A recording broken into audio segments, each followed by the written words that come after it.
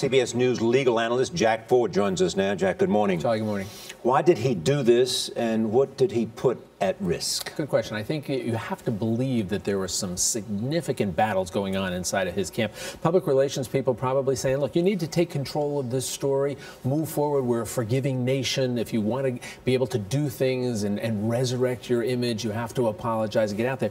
I got to believe that his lawyers were saying, you know, that's a terrible idea because legally you're now going to be exposing yourself to all sorts of civil suits, enormous amounts of money, and even the possibility of the resurrection of a criminal investigation. Remember, the feds were investigating him and dropped it about a year ago. They never said why, but that could also be out there on the horizon. So I got to believe that there was some serious conflict going on in his camp there. Can we talk about the timing of this? It's my understanding that the Justice Department deadline is Thursday to join this suit, and the full interview with Oprah is airing on Thursday.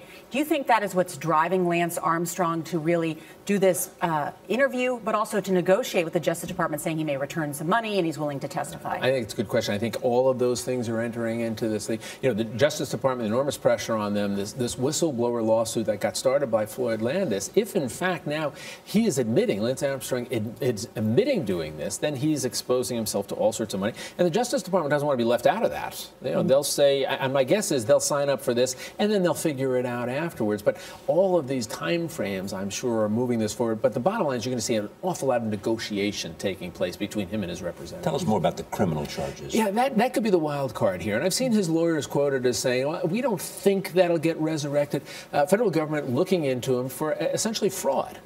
U.S. Postal Service was his sponsor, and they had indicated that, no, we're not using drugs at all in any way, shape, or form. Well, they got some $30 million from the Postal Service here.